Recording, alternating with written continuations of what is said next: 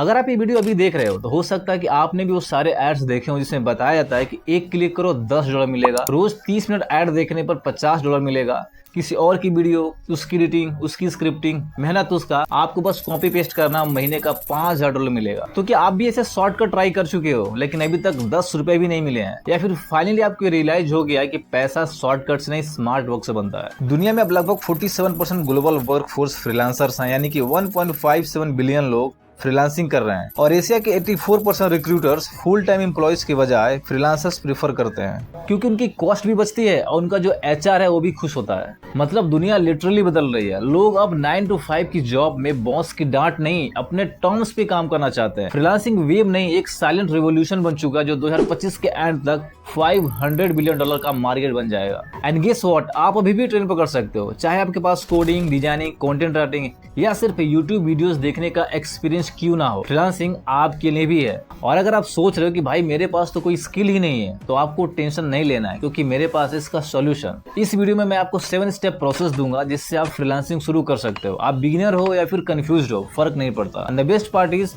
इस वीडियो में मैं आपको फ्रीलांसिंग के फ्री कोर्सेज देने वाला हूँ। तो आपसे बस एक ही रिक्वेस्ट है कि इस वीडियो को पूरा देखो, क्योंकि इस वीडियो को देखने के बाद आपको किसी और की वीडियो देखने की जरूरत नहीं पड़ेगी। और अगर आप ढंग से काम करते हो ना, तो फ्रीलांसिंग में महीने का 1 से लेकर 1.5 लाख कमाना बहुत आसान है, चाहे आप फुल टाइम काम करो या फिर पार्ट टाइम काम करो। So let's start the video. तो हमारा पहला क्वेश्चन तो यही है कि व्हाट इज फ्रीलांसिंग। और फ्रीलांसिंग को ऐसे समझो कि आप एक चाय वाला, ना आप सीसीडी में काम करते हो ना ही वरिस्टा में। आपका अपना ठेला है, अपनी चाय है, अपना रेसिपी है। जो कस्टमर आता है उसको चाय पिलाओ, पैसा लो और अगली पार्टी के लिए रेडी हो जाओ। बस यही तो फ्रीलांसिंग है। अब इसमें क्या होता है कि आप किसी कंपनी के परमानेंट एम्प्लॉय नहीं होते हो, आपका अपना स्किल होता है, जैसे कि वीडियो एडिट करना, कंटेंट लिखना, डिजाइनिंग, कोडिंग या फिर वॉइस ओवर, कुछ भी। कस्टमर आता है, आपको काम देता है, आप काम करते हो, बदले में आपको पैसा मिलता है और फिर अगली बार कोई नया क्लाइंट। ना बॉस का टेंशन, ना ही 9 to 5 का झंझट, अपना टाइम, अपना रेट, अपना काम।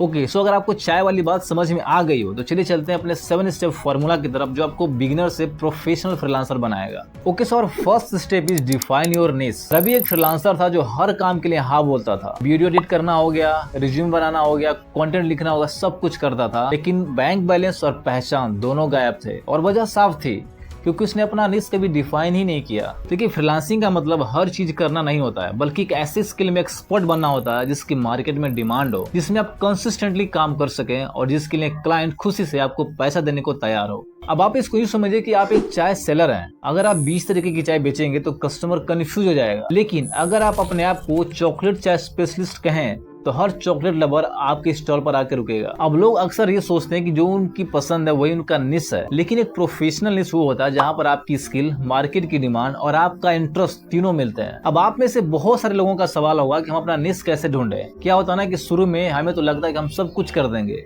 लेकिन जब करने की बारी आती है तो हम बीच में ही गिव अप कर देते हैं, मजा ही नहीं आता है। तो आप रियल में अपना निश कैसे ढूंढ सकते हो, उसका एक प्रैक्टिकल तरीका देखते हैं। सबसे पहले स्किल इन्वेंटरी बनाओ। एक व्हाइट पेपर खोलो और उस पर लिखो कि आपको क्या क्या आता है। आप में से बहुत सारे लोग कैनवा डिजाइनिंग में एक्सपर्ट होंगे, बहुत सारे लोगों को स्क्रिप्ट राइटिंग करने में मजा आता होगा, वीडियो एडिटिंग, वॉइस ओवर देने में मजा आता होगा, और कुछ तो महान लोग ऐसे भी होंगे जिनको सारे काम करने में मजा आता होगा। तो दूसरा है कि रिसर्च करो मार्केट डिमांड का। अब कुछ फ्रीलांसिंग वेबसाइट्स हैं, अब वो कौन कौन सी, मैं वीडियो के लास्ट में बताऊंगा। आप उन पे जाकर आप वही स्किल सर्च करो जो आपने कॉपी में लिखा हुआ है, और देखो कि किस में ऑर्डर ज्यादा मिल रहे हैं और किस में कंपटीशन कम है। For example, YouTube shorts video editing आजकल हाई डिमांड में है, लेकिन अगर सिर्फ वीडियो एडिटिंग सर्च करते हो तो आप क्राउड में खो जाओगे। इसलिए तीसरे स्टेप पर जाओ, स्वीट स्पॉट ढूंढो। आपकी स्किल, मार्केट की डिमांड और आपका कंफर्ट, वही है आपका असली निश, जिसमें आपको पैसा भी मिलेगा, क्लाइंट्स भी आएंगे और आप बोर भी नहीं होगे। देखिए, शुरुआत में थोड़ा ट्रायल एरर होगा, लेकिन एक बार फ्लेवर बन गया ना तो क्लाइंट्स खुद बोलेंगे कि वही वाली चाय पिलाना जो लास्ट टाइम पिलाई थी।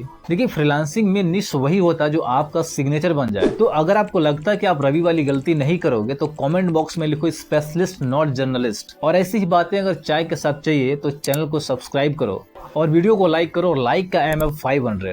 Okay sir, second step is choose your platform. अब फ्रीलांसिंग का सेकंड स्टेप होता है प्लेटफॉर्म चूज करना, लेकिन यहाँ पर लोग सबसे ज्यादा कंफ्यूज होते हैं। अब लोग क्या करते हैं कि फाइवर पे अपना अकाउंट बना लेते हैं, अपवर्क पे भी बना लेते हैं, लिंक्डइन पे पोस्ट डाल दिया, इंस्टा पे रील्स डाल दी, लेकिन एक जगह ढंग से काम नहीं करते और रिजल्ट क्या आता है, ना तो काम मिलता है और ना ही कॉन्फिडेंस बनता है।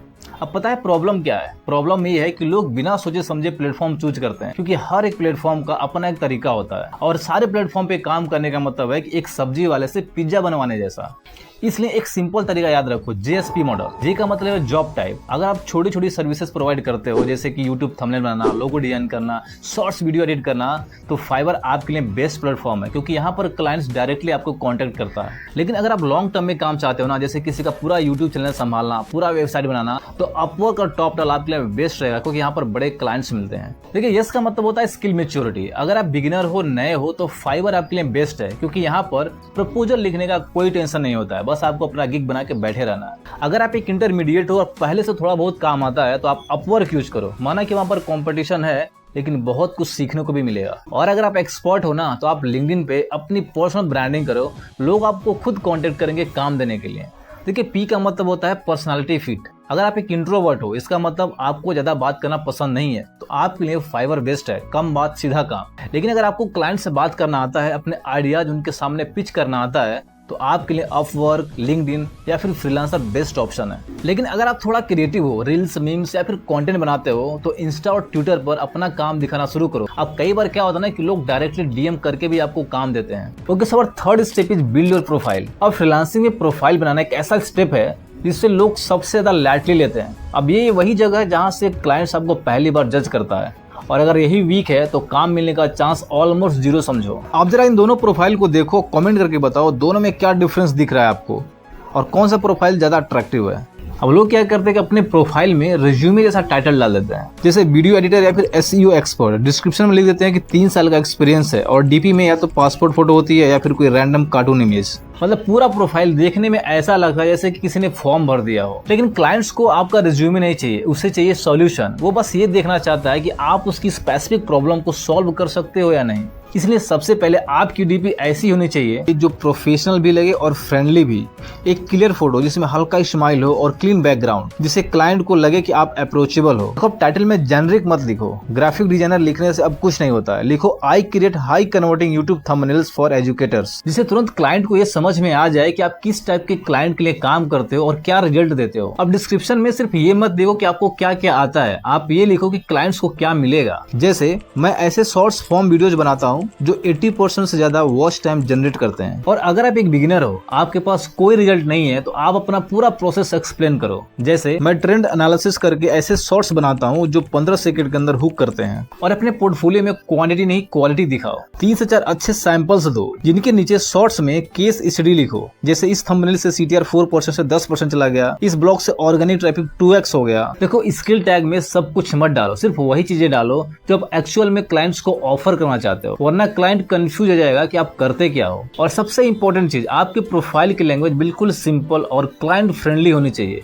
एक ऐसी इंग्लिश जिसमें कॉन्फिडेंस तो हो लेकिन एरोगेंस ना हो। देखिए आपका टोटल फोकस ये होना चाहिए कि क्लाइंट पढ़ते ही बोले कि ये बंदा मेरी प्रॉब्लम को जेन्युइनली समझता है। अब प्रोफाइल ना एक शॉप की तरह होती है, बाहर से दिखने में अगर बोरिंग और कंफ्यूजिंग होगा तो कोई अंदर जाएगा ही नहीं, और जब कोई अंदर नहीं जाएगा तो आपको काम नहीं मिलेगा। Okay sir, next step is skill positioning. अब स्किल पोजीशनिंग का मतलब सिर्फ ये नहीं होता कि आप क्या काम कर रहे हो, बल्कि ये दिखाना होता है कि आपका काम क्लाइंट्स के लिए कितना वैल्यूएबल है और आप दूसरों से कैसे अलग हो। देखो निश डिफाइन करना पहला स्टेप है, लेकिन स्किल पोजीशनिंग उस निश के अंदर जाकर अपना एक यूनिक जगह बनाना होता है। जैसे मान लो 100 लोगो डिजाइनर्स में से आप ऐसे बंदे हो जो सिर्फ टेक स्टार्टअप्स के लोगोज बनाता है, जो कि इन्वेस्टर्स को हमेशा याद रहता है। अब ये एक ऐसी स्ट्रेटजी है जिसमें आप अपने स्किल को ऐसे प्रोजेक्ट करते हो कि क्लाइंट्स को लगे कि ये बंदा मेरी एग्जैक्ट प्रॉब्लम को समझता है। ओके सर, और 5th step is strategic outreach. अब स्ट्रेटेजिक आउटरीच का सिंपल मतलब होता है सोच समझकर सही क्लाइंट से कांटेक्ट करना। जैसे अंधेरे में तीर चलाने के बजाय निशाना लगा के सीधा उसी क्लाइंट को मैसेज करना जो आपके सर्विसेज का फायदा उठा सके। स्ट्रेटेजिक आउटरीच का मतलब सिर्फ हाय आई नीड वर्क बोलना नहीं होता है,